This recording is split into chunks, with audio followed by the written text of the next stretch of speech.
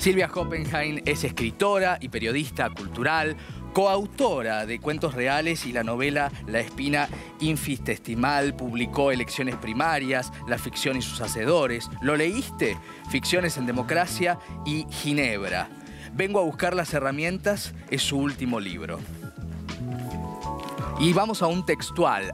Así prácticamente comienza la novela. El agua corría sucia empujando las piedras que chocaban entre sí.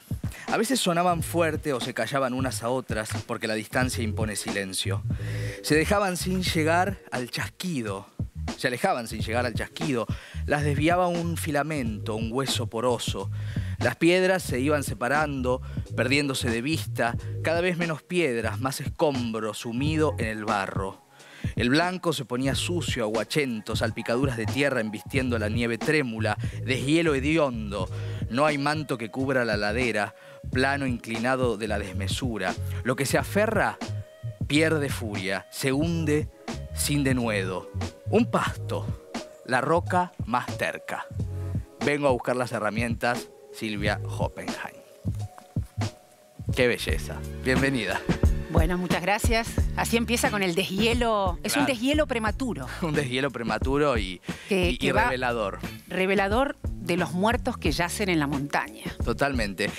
Aquí está la novela que nos acompaña también. Un placer recibirte, por cierto, Silvia. Bueno, gracias a vos. Y cuando empecé a meterme en esta historia, recordaba un museo que para quienes visiten Salta es inolvidable, ¿no? Que es el museo de cómo allí en las nieves eternas se dejaban hasta como un sacrificio a los dioses, ¿no? Antiguamente a niños indígenas, ¿no? Que hoy están congelados en ese museo. Y hablaba y pensaba en esto de los sacrificios y cómo tu novela dialoga con aquella historia, con la maternidad, con los tiempos, con las despedidas. Voy a arrancar por una cosa para que el público que no la leyó pueda entender un poco cómo nace la idea de esta novela. Claro, ¿de qué herramienta se trata? Exactamente. ¿No? En realidad podríamos pensar que se trata de las herramientas más tangibles, como la tapa lo indica, el hacha, una pala, un martillo. Yo de chiquitita tenía un tío abuelo que me llevaba siempre a las ferreterías. Ah, mira. Y de algún modo me parece que las ferreterías son las jugueterías de los grandes. Sí, hay mucho de eso. Porque las herramientas de algún modo, como decía, es la manera de hacer cosas con las manos, construir, desarmar, crear con materiales. Claro. Pero también se trata de las herramientas no solo narrativas, que serían las que yo utilizo, sino las herramientas que tenemos todos y todas. Para la vida, ¿no? Para la vida, que son las palabras. Las palabras. Las palabras que en realidad lo que a mí me interesa mucho narrar es cómo nos servimos de las palabras o de qué manera las palabras nos permiten tener identidad, nombrarnos, vernosla con la muerte, poder gozar de la vida. Sin palabras no hay pronunciamiento. Claro. Y lo que no se nombra no existe, lo sabemos, ¿no? Algo así, lo inenarrable es un problema. Sí, y justamente esta frase, ¿no? Vengo a buscar las herramientas, es una frase que a vos te cuentan, ¿no? Pero también es un eufemismo de lo que no se nombra, ¿no? Un eufemismo de la pérdida, de la muerte. Está bueno lo que decís. Y es cierto que es una frase escuchada, ¿no? Sí. Uno cuando escribe no sabe por dónde empieza su novela. Yo no trabajo de manera, digamos, cumpliendo con una rutina, levantarme todos los días, vérmela con la página en blanco. No, a mí me despierta lo que escucho o lo que de golpe se produce como chispa de posible historia. Y ahí sí, me puedo encerrar 6 meses y escribir una novela. No lo tengo como oficio obligatorio, sino que es un estado de conciencia prácticamente. Claro. Y aquí yo tenía que enterrar un gato en el fondo de mi jardín, porque mi hija quería enterrarlo en el jardín, y necesitaba ayuda porque no sé si alguna vez hiciste un pozo en la tierra, tenía que ser de 80 centímetros y la verdad es que yo llegué a 10. Claro. Me fui a la calle a buscar ayuda a la madrugada y encontré un hombre fuerte de las personas que te ayudan sin conocerte. Sí. A mí me encantan los encuentros humanos espontáneos. Sí, sí. Y la palabra del otro, justamente del otro desconocido, llegó a mi casa con una pala muy afilada, empezó a hacer ese pozo, yo preparé unos mates y en ese momento yo le pregunto, che, ¿vos qué onda con los pozos? Y ahí me empezó a contar su infancia en la Patagonia profunda, en una escuela rural de frontera, donde justamente por un deshielo prematuro, que es con el que empieza esta novela que tan lindo leíste, se desmoronan las piedras y aparecen los cuerpos putrefactos aún de aquellos que las personas, mapuches, rezagados, pobladores que andaban por ahí, porque es un pueblo rural de frontera, significa que no hay una escuela rural de frontera significa que no hay pueblo. Claro. Que es un margen, que es un borde. Claro. Un borde también civilizatorio, cultural. Es como una especie de casi fractura. Claro. Y por ahí, digamos, dejaban a los muertos en la montaña.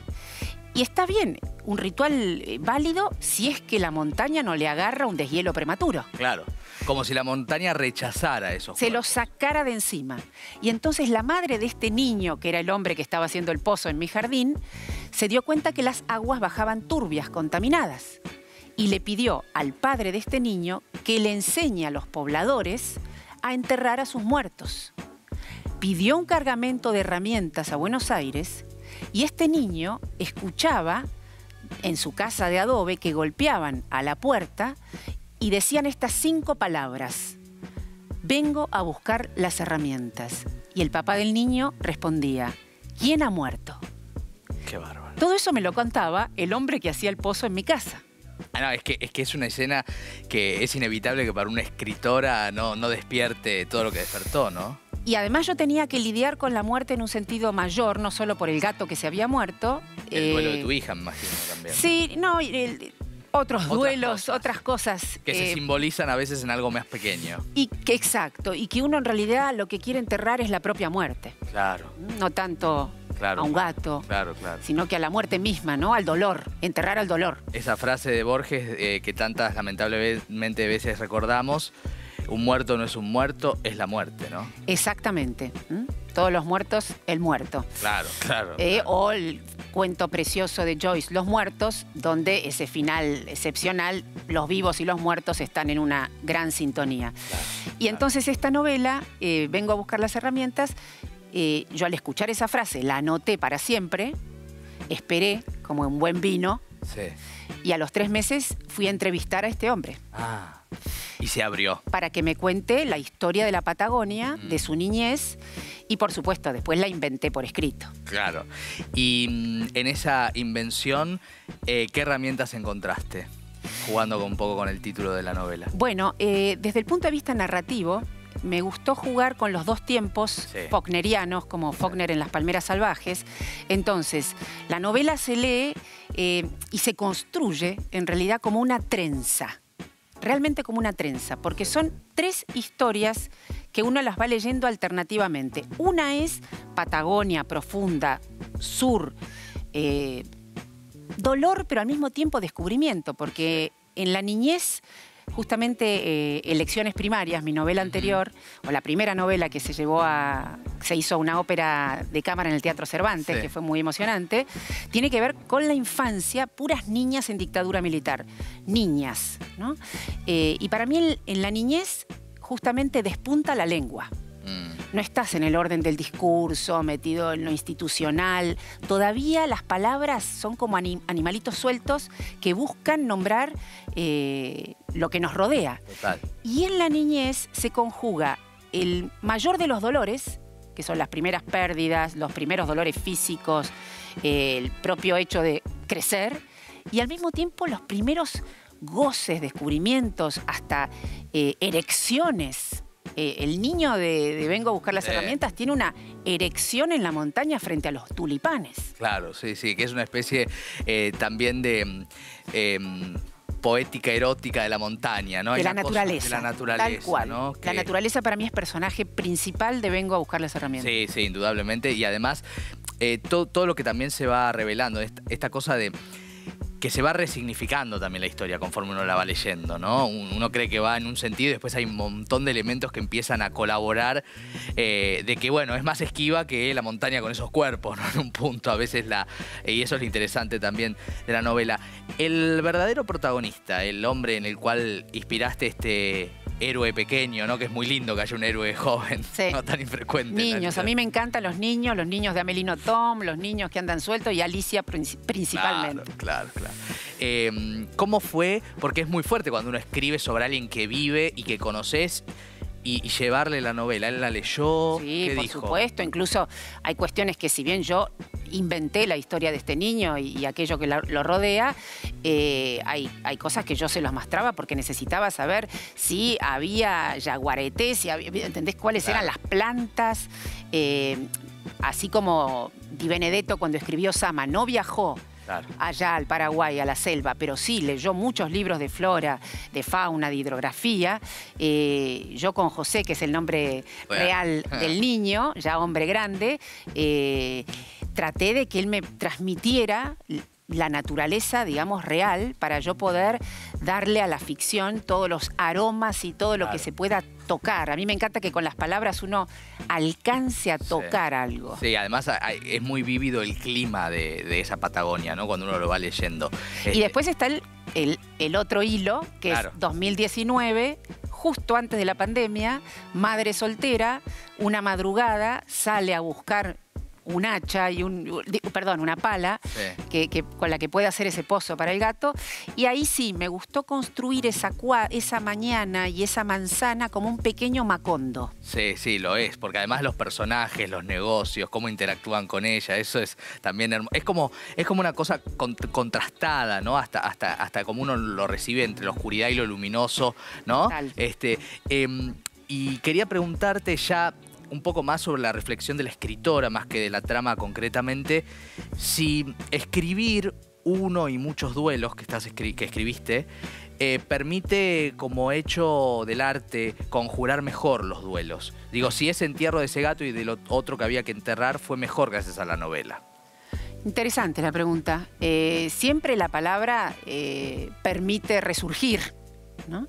Pero también es cierto que la ficción para mí es un terreno del descubrimiento permanente. No es que yo voy a contar lo que me pasó y lidiar como un diario íntimo con las penurias a través de lo escrito, sino que más bien para mí la ficción es un lugar no tanto de representación, sino de lo que se te presenta como respuesta. Yo voy a buscar una respuesta. ¿Y la da el universo, la creación, el arte? La da la lengua. La da la lengua. Viste, cuando, no sé, Borges tuvo su accidente, no escribió el sur inmediatamente. Cuando él resurge, Borges en 1938, después de su accidente casi mortal, él escribe Pierre Menard. La escritura de su accidente será mucho después.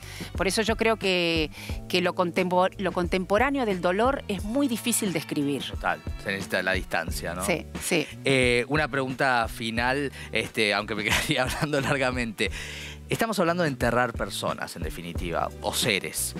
Y esto fue escrito en la pandemia, donde fue muy traumático eso. ¿Jugó? ¿Entró en la novela eso? Sí, la verdad que sí. Entró de muchas maneras. Supongo que tratando de encontrarle a la muerte una puntuación. Es decir, que la muerte no sea, como lamentablemente ha sido en la Argentina, un lugar de puntos suspensivos, de desaparecidos, donde es como si los vivos quedasen completamente sin gramática, sin puntuación, sin posibilidad de estar en este mundo, porque el lenguaje te permite estar en este mundo. Entonces, que la muerte sea un punto y que ese punto pueda ser elaborado, que ese punto pueda ser un pozo con olor a humus, que sea el mejor pozo del mundo y que no sea un pozo traumático, que no sea un lugar de pérdida, sino de hallazgo de sentido. Sí. Brava. Gracias, Silvia. Gracias a vos. Un placer enorme. Silvia Hoppenheim con nosotros. Bueno, lean la novela porque además todo lo que uno va resignificando, repensando, ¿no? Es un viaje, es un verdadero viaje. Corregidores, la editorial.